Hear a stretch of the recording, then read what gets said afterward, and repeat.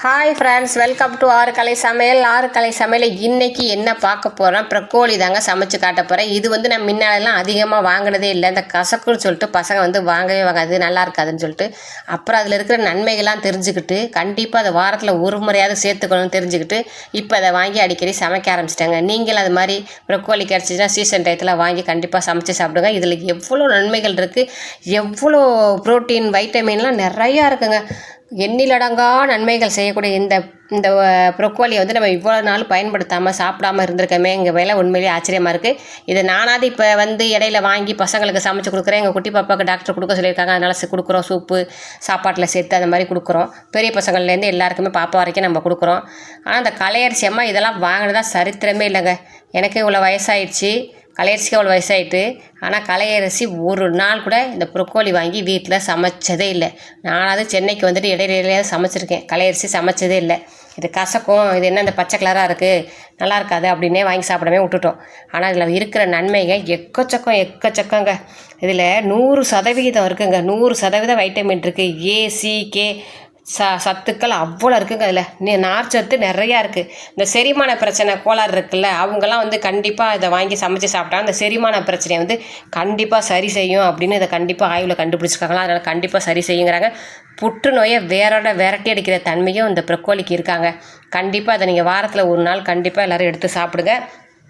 கெட்ட கொழுப்பு இருக்குல்ல, உடம்புல கெட்ட கொழுப்பு எங்கெங்கே இருக்கோ அதெல்லாம் கண்டிப்பாக கரைக்கிற தன்மையும் இதுக்கு இருக்குது அப்படிங்கிறாங்க.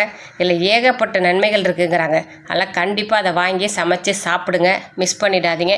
இது சுபா செஞ்சு காமிச்ச மாதிரி சமைச்சு சாப்பிட்டாலும் சரி, சூப்பாக வச்சு குடிக்கலாம், இல்லை வேறு ஏதாவது காய்கறிகளோடு சேர்த்து சாப்பிட்லாம். ஆனால் கண்டிப்பாக காலிஃப்ளவர் மாதிரி சுடுதண்ணியில் போட்டுட்டு தான் நம்ம சமைச்சு சாப்பிடணும். இப்போ அந்த சின்னதாக பீஸாக கட் பண்ணுற மாதிரிங்க, இந்த மாதிரி எல்லாத்தையும் கட் பண்ணிவிட்டு அதுக்கப்புறம் சுடுதண்ணியில் போடணும். சுடுதண்ணியில் போட்டுட்டு தான் நம்ம சாப்பிடணும். இப்போ கட் பண்ணி எல்லாத்தையும் கட் பண்ணிவிட்டு எல்லாத்தையும் கட் பண்ணியாச்சு, பிளேட்டில் அள்ளி வச்சாச்சு. சுடுதண்ணி அங்கே ரெடி ஆகிட்டு இருக்காங்க. சுடுதண்ணியில் போட்டுட்டு அடுப்பு அமர்த்திடணும். ரொம்ப நேரமாக வச்சுக்கூடாது சுடுதண்ணியில், ஏன்னா அதிலே முக்கால்வாசி வெந்துருவாங்க. அதெல்லாம் சுடுதண்ணிக்குள்ளே போட்டோன்னே அடுப்பு அமர்த்திடுங்க. அடுப்பு அமர்த்திட்டு கொஞ்சம் நேரம் தண்ணியிலே வச்சுருந்தீங்கன்னா அவங்க வெந்துருவாங்க.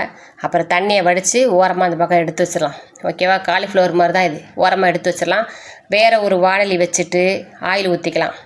ஆயில் ஊற்றி இதை செய்கிறதுக்காக இப்போ வேறு வாணலி வைக்க போகிறோம். அதில் ஆயில் ஊற்ற போகிறோம். ஆயில் நல்லா காயட்டும். அதில் ஒரு சொட்டு தண்ணி பட்டுருச்சு, அதனால் படபடன்னு வெடிக்குது. தண்ணி படாமல் பார்த்துங்க. எப்போதுமே ஆயில் இல்லாட்டி படபடன்னு வெடிச்சு நம்ம மூஞ்சிலே அடிச்சிடும். ஆயில் காய்ஞ்ச உடனே கடுகு உளுந்த பருப்பு, ஜீரகம், சோம்பு நான் 3மே சேர்த்துக்கிட்டேன். அதை 3மே நீங்களும் சேர்த்துக்குங்க. சேர்த்துக்கிட்டு அதுக்கப்புறம் அதில் என்ன சேர்க்குறீங்கன்னா பூண்டு இருக்குல்ல, பூண்டு அவங்கள தோலை உரிச்சிட்டு நல்லா உரக்கல்ல போட்டு நச்சுட்டு இந்த ஆயிலில் சேர்த்திங்கன்னா அந்த ஆயிலில் வறுக்கிறோம் பாருங்க, வறுக்கும்போது அவ்வளோ மணமாக இருக்கும். நம்ம இதை சாப்பிடும்போது இன்னும் டேஸ்ட்டாக இருக்கும். அதுக்கப்புறம் பெரிய வெங்காயத்தை சன்னமாக நறுக்கி இந்த எண்ணெயில் சேர்த்துக்கிட்டு நல்லா வதக்குன்னு வதக்கிடுங்க. அவங்க எண்ணெயில் நல்லா வதங்கட்டும். ஒரே ஒரு கொத்து கருவேப்பிலை நல்லா தண்ணியில் அலசிட்டு சேர்த்துங்க. சில வீட்டில் கருவேப்பிலையை கொத்தமல்லியும் சரி கருவேப்பிலையும் சரி அப்படியே உருகி சேர்க்குறாங்க. அது மாதிரி செய்யவே செய்யாதீங்க. மண்ணிலையும் சாக்குலையும் கீழேயும் ரோட்லேயும் மூட்டையை கொண்டு கொட்டி பிரட்டி அந்த கருவேப்பிலையை உதறி எடுத்து எத்தனை பேர் கை மாறி வருது. கருவேப்பிலையும் கொத்தமல்லித்தலையும் வாங்கிட்டு வந்தோன்னே கழுவி வச்சிங்கன்னா கெட்டு போய்டும். நம்ம சமைக்கும் போது அலசிட்டு சேர்த்துக்கோங்க. கருவேப்பிலையை சேர்த்தாச்சு, தேவையான உப்பை சேர்த்தாச்சு. ஒரே ஒரு தக்காளியை பொடியாக நறுக்கிட்டு சேர்த்துங்க. மல்லித்தூள் சேர்த்துங்க, மஞ்சத்தூள் சேர்த்துங்க, மிளகாத்தூள் சேர்த்துங்க, கரம் மசாலா சேர்த்துங்க. இந்த மாதிரி எல்லா தூளையும் சேர்த்துங்க. சேர்த்துக்கிட்டு எண்ணெயில் வதக்கிட்டு கொஞ்சமாக தண்ணி ஊற்றுங்க. சுடுதண்ணியில் கொஞ்சம் வெந்துட்டாங்க, அதனால் இதில் கொஞ்சம் தான் வேக போகிறாங்க. ஆனால் ப்ரொக்கோலியை பொறுத்த வரைக்கும் அதிகமாக வேக வச்சிங்கனாலும் அதில் இருக்க சத்து பூரா போயிடும். அதிகமாக அது மாதிரி வேக வச்சாலும் கசப்பு தன்மை வந்துடும். இது ரெண்டையும் செய்யாமல் பக்குவமாக செஞ்சு சாப்பிட்டிங்கன்னா கண்டிப்பாக உங்களுக்கு ஆரோக்கியம் கிடைக்கும். அதில் இருக்கிற வைட்டமின்லாம் ஏசிகே சத்துக்கள் எல்லாமே உங்களுக்கு கிடைக்கும். ஓகேவா? நல்லா எண்ணெயில் வதக்கிட்டு கொஞ்சமாக மட்டும் தண்ணி ஊற்றிக்கலாம். இந்த ப்ரொக்கோலி சேர்க்குற அளவுக்கு மட்டும் தண்ணி ஊற்றிட்டு இந்த தண்ணி ஊற்றினதுக்கப்புறம் ப்ரொக்கோலியும் அதில் சேர்த்துட்டு உப்பு காரத்தை பார்த்துட்டு நம்ம அடுப்பை சிம்லேயே வச்சுருந்து லாஸ்ட்டாக என்ன சேர்க்குறோம் ஃபைனலாக அப்படின்னிங்கன்னா அதுவும் சூப்பராக இருக்கும். லாஸ்ட்டு ஃபைனல் டச் ஒன்று கொடுப்பேன், அதையும் வச்சு சாப்பிட்டு பார்த்திங்கன்னா சூப்பராக இருக்கும். புதுசாக வாங்கின வானொலி எப்படி இருக்குது, டவா சுபா வீட்டில் புதுசாக வாங்கினா டவா எப்படி இருக்குது அப்படின்னு பார்த்துட்டு சொல்லுங்கள். புது டவா வாங்கினப்ப அப்பா வாங்கி கொடுக்குறா ஒரு மாதமாக கேட்டு இப்போ தான் வாங்கி கொடுத்துருக்காங்க.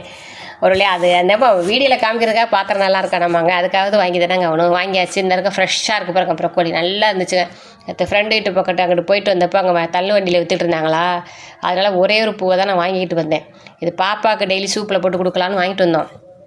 ஆனால் சரி சாம்பார் வச்சுட்டு வறுக்கலான்னு முடிவு பண்ணிவிட்டு இன்றைக்கி முருங்கைக்காய் சாம்பார் ஃப்ரெண்டு வீட்டில் கொடுத்தது, ப்ரக்கோலி வறுவல், அருமையான லஞ்சில் சாம்பார் ப்ரக்கோலி வறுவல், அருமை சூப்பராக தட்டை போட்டு கொஞ்சம் நேரம் மூடி வச்சு அடுப்புலேயே சிம்மில் வச்சுட்டு லாஸ்ட்டாக ஃபைனல் டச்சாக அதில் வந்து என்ன போட போகிறேன்னா மிளகுத்தூளை மலை சாரல் மாதிரி அப்படி கொஞ்சமாக தூவி விட்டு கொத்தமல்லி இதில் லாஸ்ட்டில் இருந்தால் போடுங்க. அது இல்லை, அதெல்லாம் பெப்பர் மட்டும் போட்டுட்டு கிண்டி விட்டுட்டு நான் அடுப்பு ஆஃப் பண்ணி முடிச்சிட்டேன். திரும்ப சொல்கிறேன், இதில் வந்து கொஞ்சம் நெஞ்சம் இல்லைங்க, எண்ணிலோட அங்காக இருக்குது. எனக்கு தெரியாது எவ்வளவோ இருக்குது, எனக்கு தெரிஞ்சது எவ்வளவோ இருக்குது.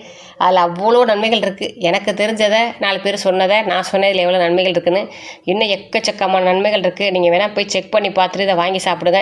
இதை கண்டிப்பாக இப்போ சுபா சொன்னதுனால நீங்களும் வாங்கி வீட்டில் இனிமேல் சமைச்சு பிள்ளைகளுக்கும் கொடுப்பீங்க, நீங்களும் சாப்பிடுவீங்க. கண்டிப்பாக ரொம்ப இல்லாட்டி வாரத்தில் ஒரு முறையாவது இதை எடுத்துக்கிறதுக்கு ட்ரை பண்ணி பாருங்கள். அவ்வளோ இருக்குது, நார்ச்சத்தும் சத்துக்களும் எண்ணிலடங்காக இருக்குது. இதை எப்படி சொல்கிறது, ஒரு கப்பு நீங்கள் சாப்பிட்டிங்கன்னா ஒரு டைம் சாப்பிடும்போது ஒரு கப்பு எடுத்து சாப்பிட்டிங்கன்னா அவ்வளோ நன்மைகள் அதில் இருக்குது. அதனால் கண்டிப்பாக ட்ரை பண்ணி பாருங்கள். இனிமேல் அடிக்கடி வாங்கி சாப்பிட்டு பாருங்கள். ஓகே பாய், நன்றி, வணக்கம்.